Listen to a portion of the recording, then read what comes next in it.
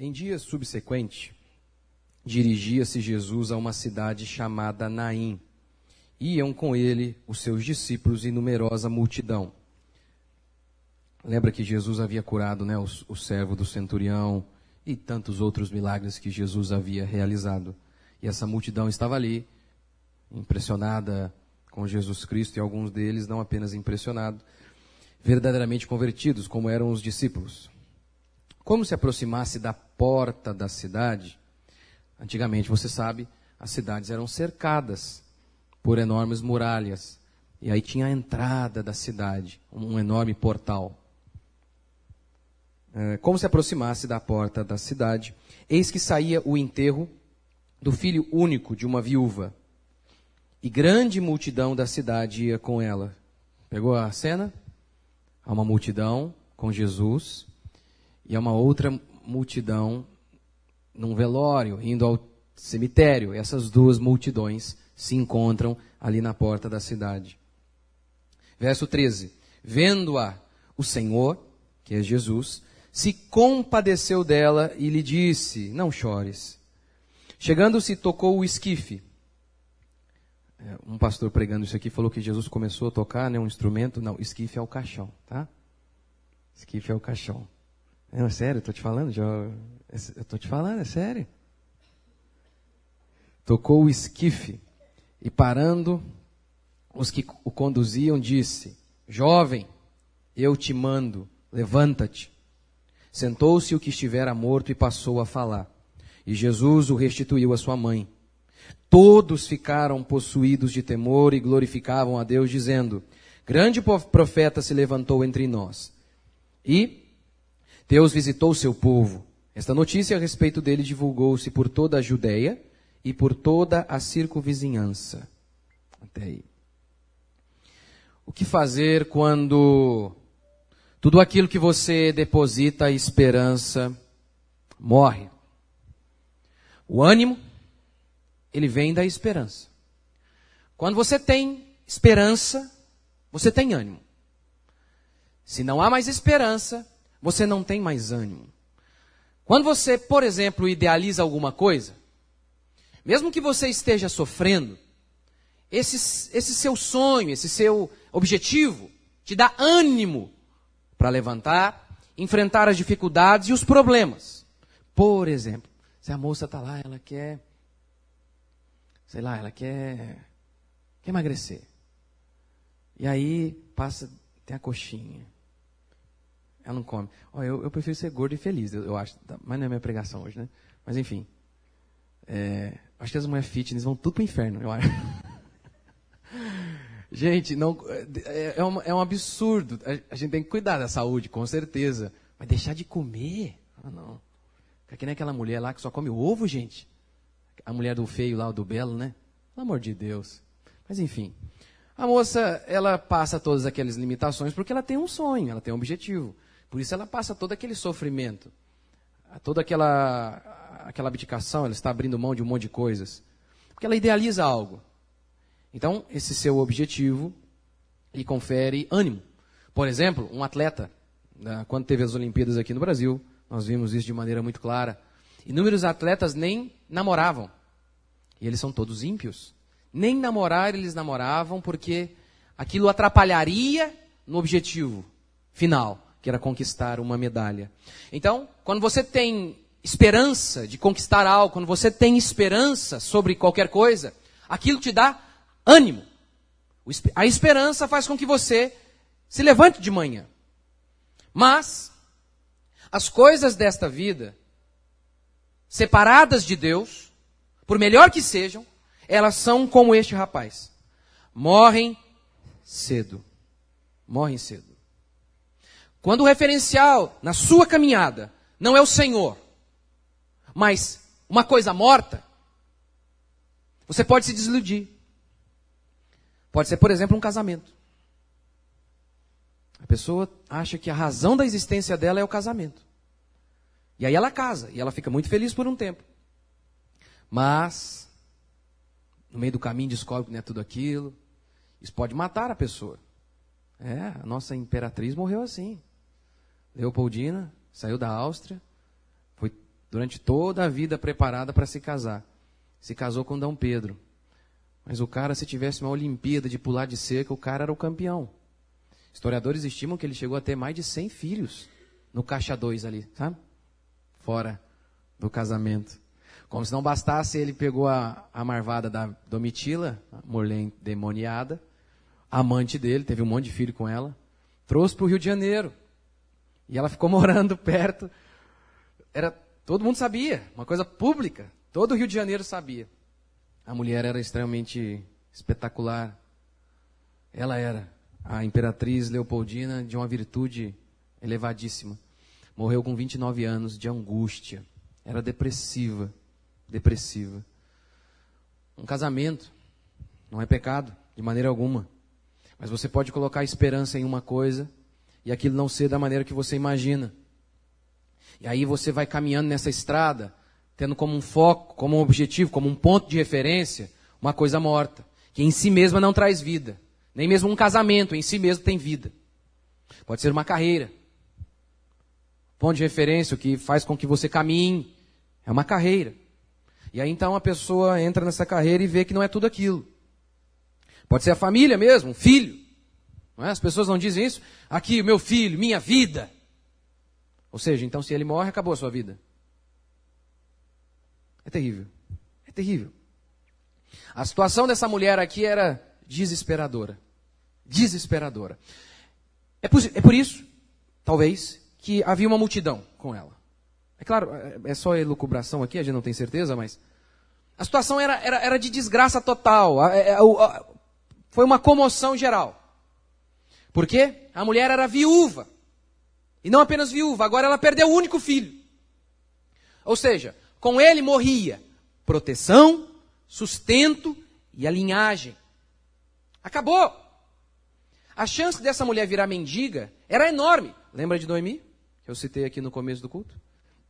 Ela também perdeu o marido e o filho. Todos os filhos. E ela se transformou em mendiga. Estava mendigando agora. Mas não apenas isso. A dor da perca da linhagem. De saber que junto com o menino morria a história daquela família. Porque não haveria descendentes. E isso ainda continua provocando dor. Quando a gente acha que a nossa vida acaba no túmulo. De que tudo não valeu a pena, de que tudo vai acabar ali. É uma preocupação constante. Esse texto, ele fala sobre consolo. Esse texto, ele fala sobre esperança, mesmo em meio à dor mais profunda. Porque não existe coisa pior do que perder filho. Pode ter certeza. Não existe. É disso que esse texto fala. Como que nós podemos ter esperança em meio a tantos sofrimentos que nós vivemos? Como ter esperança mesmo em meio a uma tragédia? Como que nós lidamos com o mundo que nós estamos inseridos? Carregado, recheado de sofrimento e de dificuldade. Onde as notícias ruins são uma constante. Onde as estações, onde a estação das chuvas são uma constante. Onde a gente se depara com o luto, com o sofrimento, com a pobreza, com a miséria, constantemente. Como que a gente se mantém com fé e cheio de esperança num mundo como o nosso? Como? Primeiro, tendo Jesus como um ponto de referência da nossa existência. Há duas multidões aqui. Uma multidão está alegre. Ela acabou de ver Jesus curando miraculosamente o servo do centurião. Apenas com a palavra. Todo mundo ficou impressionado. Jesus havia acabado de dar o sermão da montanha. Um discurso maravilhoso. O povo ficou impressionado com a sabedoria dele. O povo agora está vendo. Puxa, grande profeta se levantou entre nós. Alguns outros não apenas o viam como profeta. Viam nele o cumprimento de todas as profecias do Antigo Testamento. Messias, o Messias veio. O Salvador da humanidade está entre nós. Esses eram os discípulos. E aquela multidão estava ali. Contente, feliz, seguindo a Jesus Cristo. Do outro lado, entretanto, havia uma multidão angustiada, triste, infeliz, comovida. A tragédia os tomou de assalto. Havia um caixão como ponto de referência para aquele povo. O ponto de referência determina a nossa história. Se aquela mulher tivesse colocado toda a esperança de vida, de alegria, de propósito naquele menino, se ela tivesse direcionado toda a sua esperança para aquele menino, com certeza a vida dela estaria acabada. Com certeza. E é exatamente isso que muitas vezes nós fazemos. Nós depositamos a nossa esperança em coisas que, por melhor que sejam, não possuem vida em si mesmo. Não podem conferir significado e propósito para a nossa existência. É por isso que você vê, por exemplo, a moça perde o filho. Ela entra em depressão profunda. O filho sai de casa, o filho casa. Ela entra em depressão profunda. Porque o filho era a referência. Era a razão da existência dela. O cara para de jogar futebol, entra em depressão. Porque o futebol era a razão da existência dele. A carreira não é do jeito que imagina. Entra em depressão. Porque o ponto de referência eram essas coisas. A carreira, o filho, a família, o trabalho. Pode se tornar um ídolo.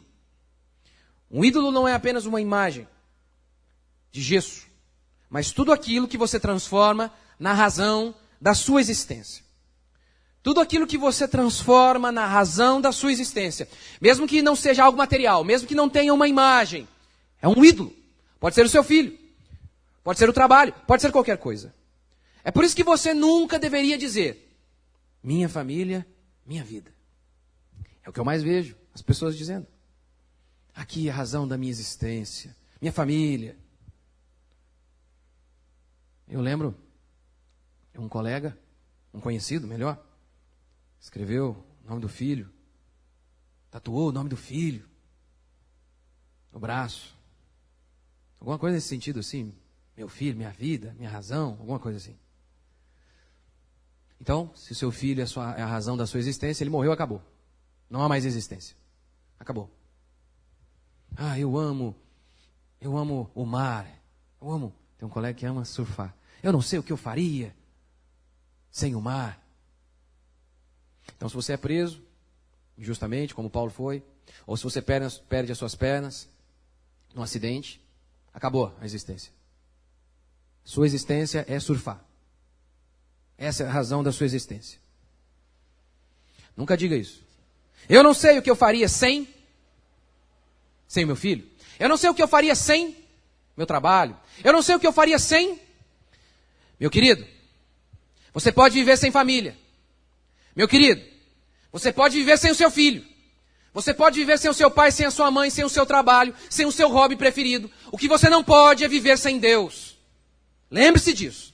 Do contrário, seu ponto de referência está errado. Segundo,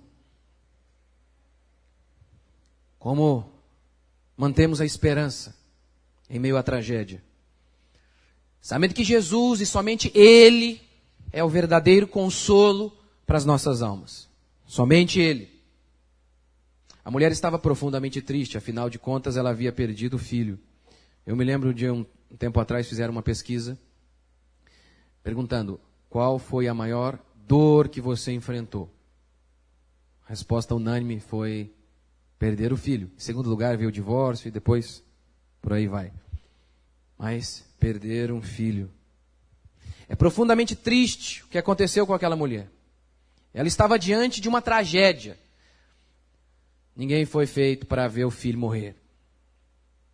Não. Nenhum pai merecia, deveria.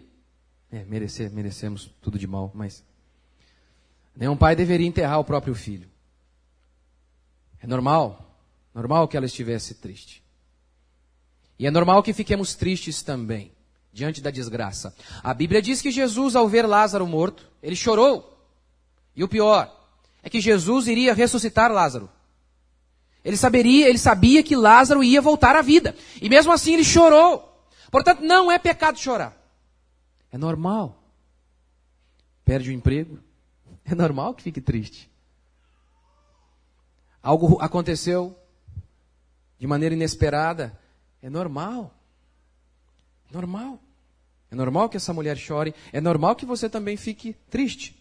Quando a Bíblia ordena como mandamento alegrar-se, ela não está dizendo que a gente nunca pode chorar. Porque o mesmo mandamento, a mesma Bíblia que diz alegre-se no Senhor, também diz bem-aventurados os que choram. E também mostra Jesus chorando diante da fatalidade, do pecado, da desgraça que o pecado gerou, a morte. Não é pecado. Não é pecado ficar triste com alguma coisa que não saiu do jeito que não foi planejado. Não é pecado ficar triste com a tragédia. É humano. É humano. O problema está quando nós achamos que tudo acabou, que não há mais jeito. Se meu filho morreu, acabou. Não há mais razão para existir. Eu perdi o emprego, ou o casamento não deu certo, acabou. Não há razão para eu viver. Tudo que eu havia idealizado foi para o cemitério. Oi. Não, isso não é possível. Isso não na vida de um cristão. Porque não há nada que em Cristo Jesus não possa ser superado. Não há nada, por mais terrível que seja, que em Cristo Jesus não possa ser revertido, transformado ou superado.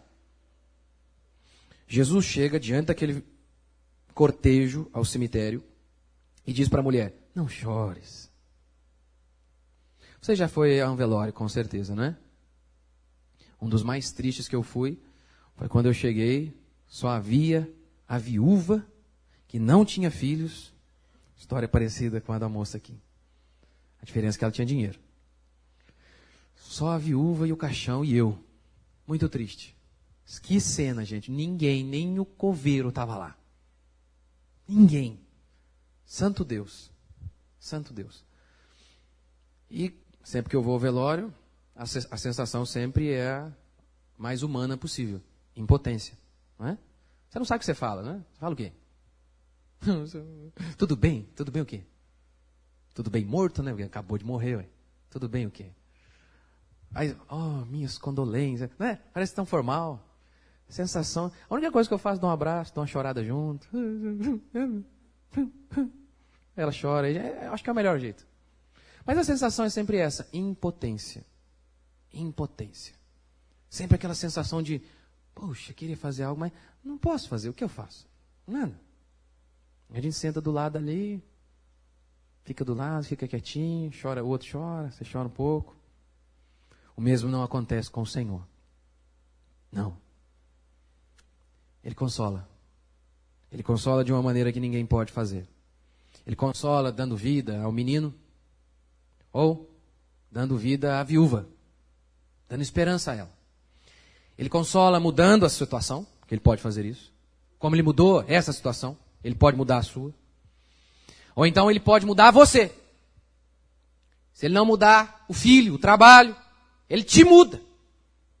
Se ele não trouxer vida ao caixão, ao defunto, ele dá a você força para que você enfrente, para que você supere, para que você passe por todos os seus desafios. E ao final, se aproxime dele e diga, bendito seja o Senhor. O Senhor tem conduzido a minha vida. É o que ele promete. Em Isaías 54:5, por exemplo, ele diz assim, porque o teu Criador é o teu marido. O que ele estava dizendo naquele contexto? Sou eu quem cuido de você. Sou eu quem dou a vocês o sustento. Sou eu quem dou a vocês amor, propósito. Não importa se o seu marido não dá.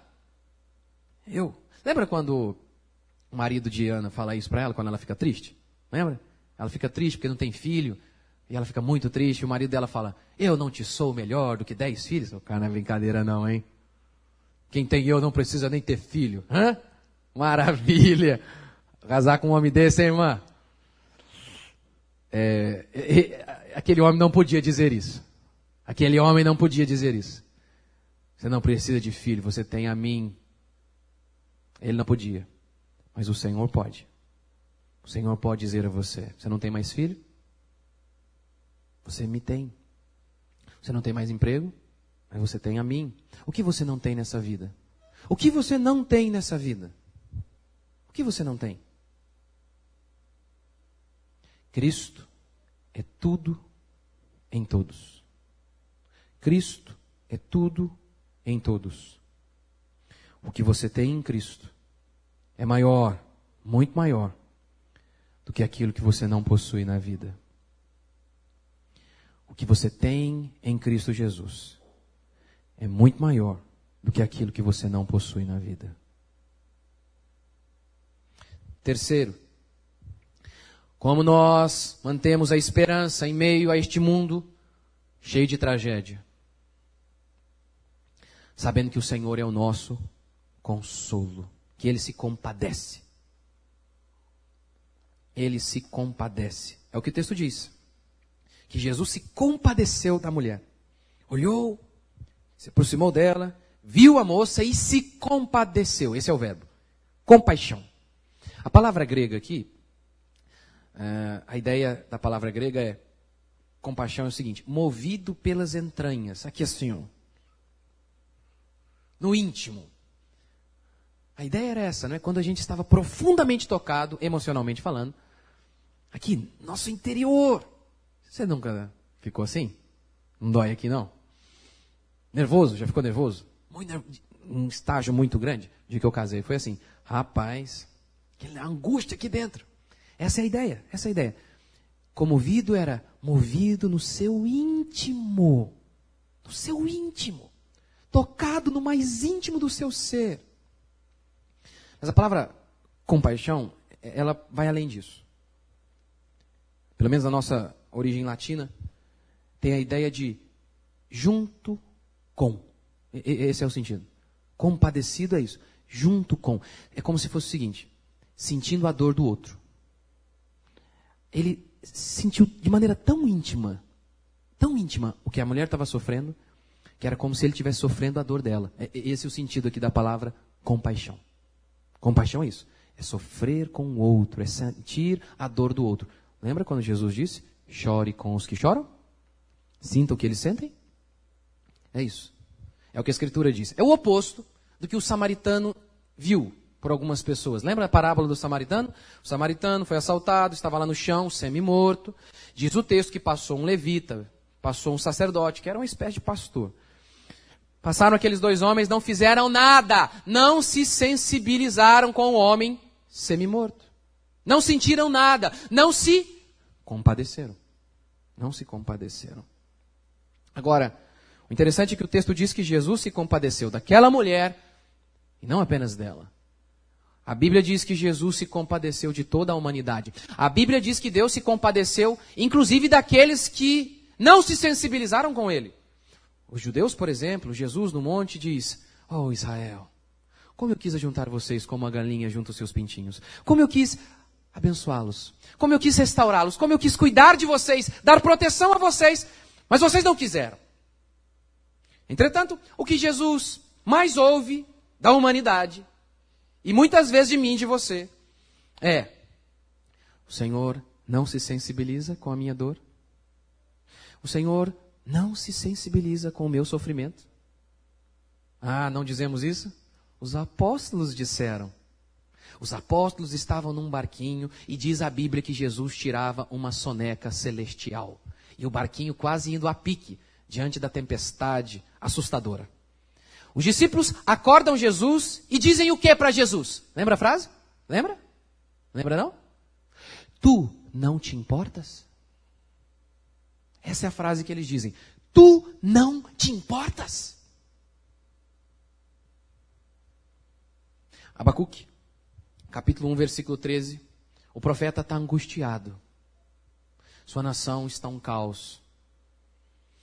E homens ímpios, malignos, estão dominando sua nação. Oprimindo o seu povo. A desgraça, a injustiça, o homicídio imperam em sua nação. E ele ora a Deus.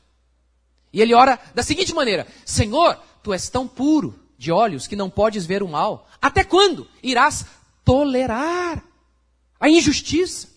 Tu não te importas? Tu não te importas? Quantas vezes você diz isso? Quantas vezes? O Senhor parece não se compadecer, parece estar insensível às minhas dores. Insensível. Não é verdade. Não é verdade.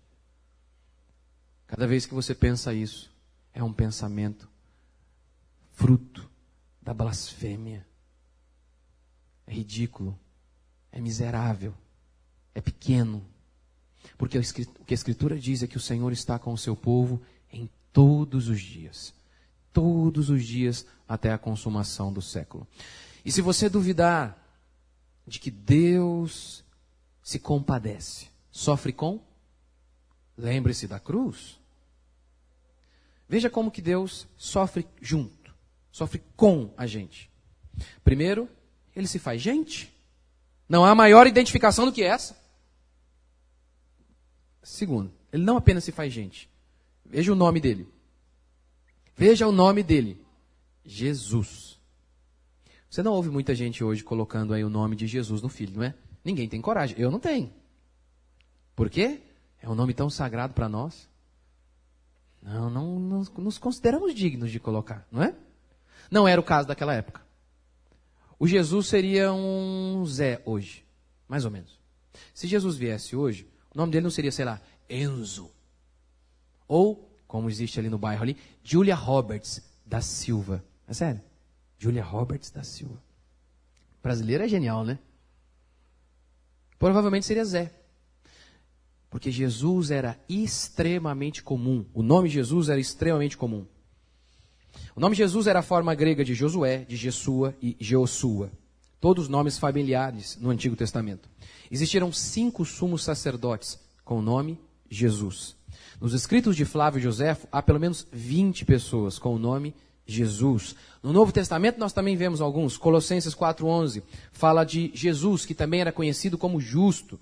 Em Atos 13, versículo 6, a Bíblia fala do feiticeiro de Pafos, que era chamado de Bar Jesus, que é filho de Jesus. Ele se faz gente. Ele tem o nome do povão ainda. E ele lava os pés dos discípulos. Você lembra disso?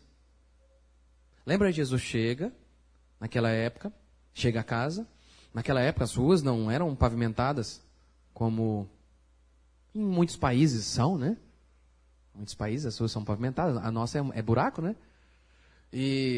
Mas enfim, aí as ruas em sua maioria não eram pavimentadas. Não sei, lá na capital romana, tinha lá suas estradas maravilhosas, mas via de regra, principalmente ali em Israel, não havia pavimentação. Era terra. E o transporte era cavalo, camelo, mula. Carro solta fumaça, camelo, você sabe o que solta. Então virava aquela massa, aquela coisa assim homogênea ali, aquele negócio maravilhoso. E eles costumavam andar com sandálias, de modo que em famílias mais abastadas e ricas, existia um escravo. E quando alguém chegava, esse escravo limpava o pé das pessoas, para não ficar aquele odor na hora da alimentação. O problema é que aconteceu o seguinte, eles chegaram naquela casa e não havia escravo ali na reunião. E os discípulos, obviamente, a lógica é que a gente faça a vez. Mas eles eram tão maravilhosos que, não, somos apóstolos agora, né? A gente não vai fazer serviço de escravo. Foi extremamente humilhante o que aconteceu ali. Tanto é que lembra quando Pedro fala, não, meu pé não vai lavar não.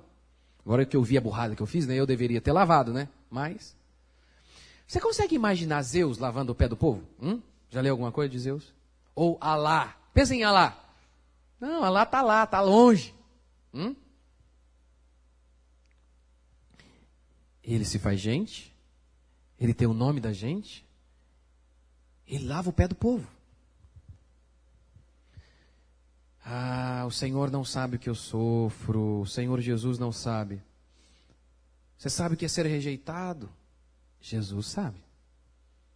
A Bíblia diz que os próprios parentes dele saíram para prendê-lo porque diziam que ele estava louco e endemoniado.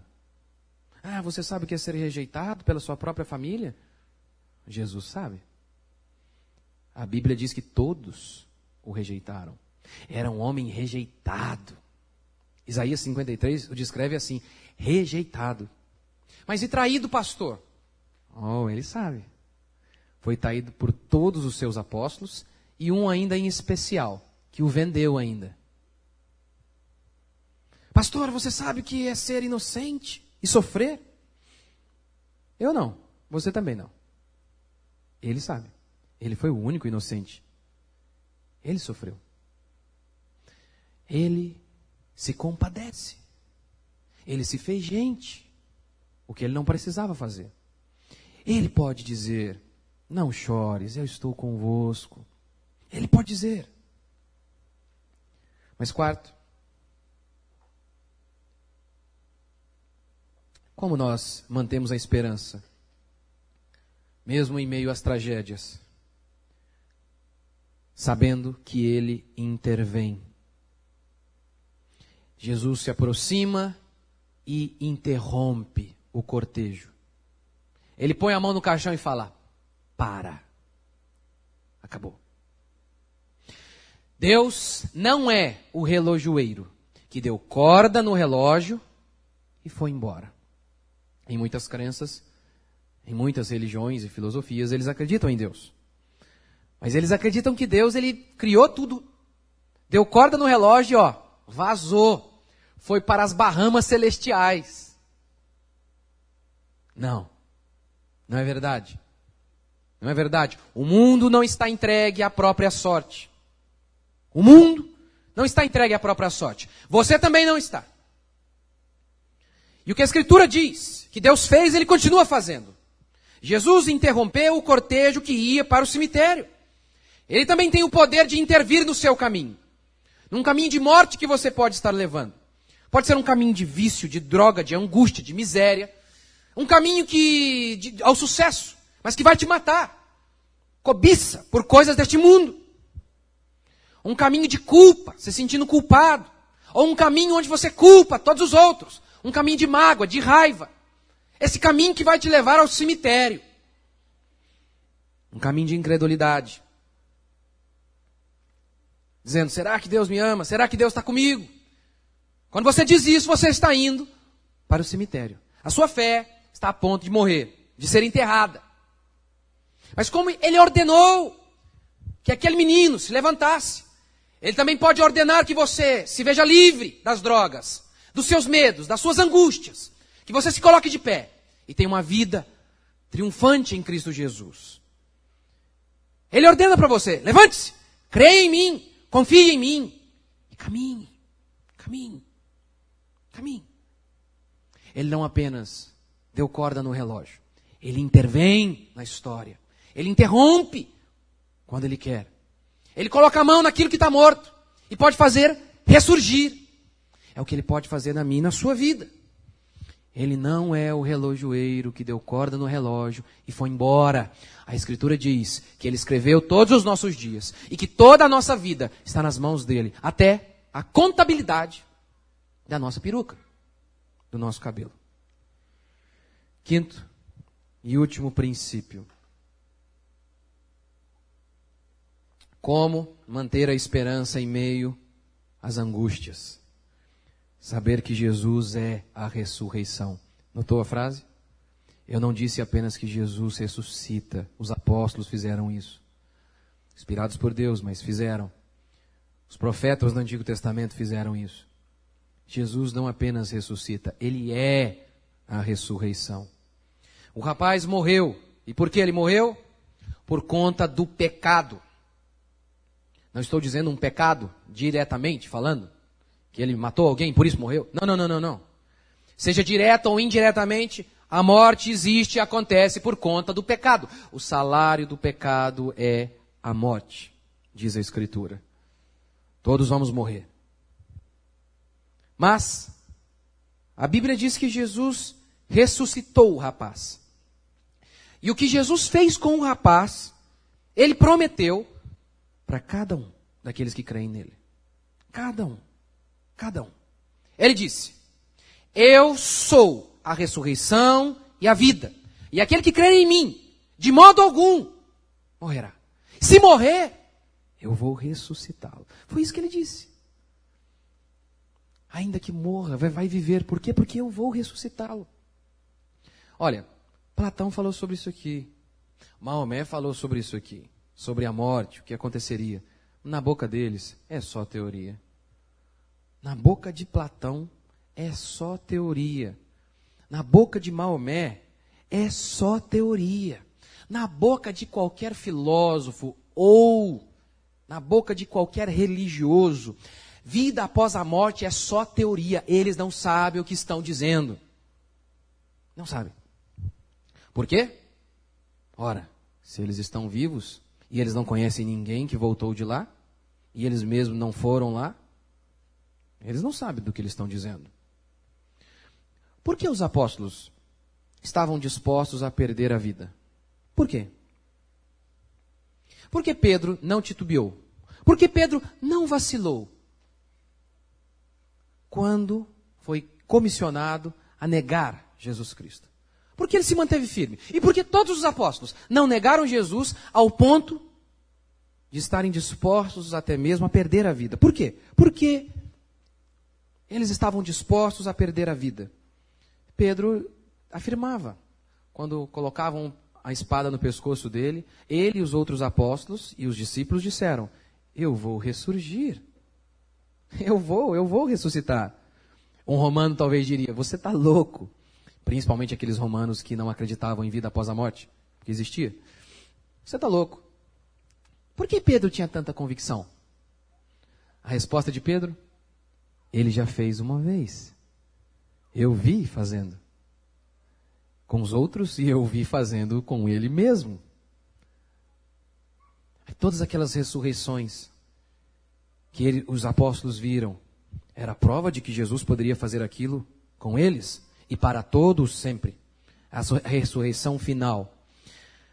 A Escritura afirma algo que eu e você não temos como discordar. Todos nós vamos morrer. Isso é fato. Todos. Mas alguns vão morrer e vão continuar mortos. Como? No inferno, existindo eternamente longe de Deus em condenação. Enquanto que outros, ainda que morram, vão viver eternamente com Deus. Por isso, o que a Escritura nos convida a fazer hoje e sempre é: troque de multidão. Troque de multidão. Venha para Jesus e deixe aquela multidão que está indo para o cemitério. Deixe seus amiguinhos, seus coleguinhas, que gostam de uma cachaça. E eles estão muito alegres por um momento, mas eles estão indo para o cemitério. Este é o destino deles. Abandone aquela multidão de colegas de trabalho, que o objetivo existencial deles é ser um sucesso aos olhos do mundo. Eles estão tendo como ponto de referência algo morto. Eles estão indo para o cemitério. Estão indo para o cemitério. Troque de multidão hoje mesmo. Abandone o pecado. Arrependa-se. E siga Jesus Cristo e o caminho que Ele traçar a você. O que a Escritura, o que esse texto também nos diz é que o Senhor é o nosso consolo. O Senhor é o nosso consolo. De tudo. E do maior de todos os sofrimentos, a condenação eterna. A condenação eterna. Hoje mesmo, eu e você podemos desfrutar e receber o consolo que vem do Senhor. Sim, é algo espiritual e miraculoso. Assim como eu estava ensinando meu filho ontem sobre Efésios, que diz assim: Deus nos tem abençoado com toda sorte de bênção espiritual. Eu perguntei para ele: o que está em oposto ao espírito? Matéria. O oposto de espírito é matéria. Deus é espírito, o homem é matéria, carne, não é? E eu estava dizendo a ele: olha, Paulo está prometendo aqui para nós as bênçãos espirituais. Não que ele está dizendo que nós não podemos ter a bênção material. Davi teve, tantos outros tiveram. Mas o que ele garante mesmo são as bênçãos espirituais. Quais? O oposto da matéria. O carro é uma bênção material. E a alegria? É espírito. Você não pode tocar na alegria. Não pode. Bênção espiritual. Paz. Você não pode tocar na paz. Bênção espiritual. Propósito. Razão. Significado. Ter significado. Você não pode tocar nisso. Mas isso é tão real quanto o ar que respiramos. Tão real quanto essa pessoa que está do seu lado. Essas coisas que Deus confere àqueles que creem no seu santo nome. Vida. Vida. Ele veio trazer vida e vida em abundância. Vida. Esta é a grande promessa dele. Paulo, quando escreve Efésios, e ele fala sobre bênção espiritual, Paulo está na cadeia. Paulo não tinha as bênçãos materiais, pelo menos não naquele momento. Mas ainda assim ele era abençoadíssimo. Ele não tinha família, ele não tinha filhos, todos o abandonaram, ele não tinha liberdade, ele não tinha dinheiro. E ele diz, Deus tem nos abençoado. Esse é o tempo. Deus tem nos abençoado. Essa coisa contínua, essa é a ideia do tempo verbal ali. Constantemente, tem nos abençoado. Não chores, disse o Senhor. Ele pode dizer isso. Ele pode nos consolar.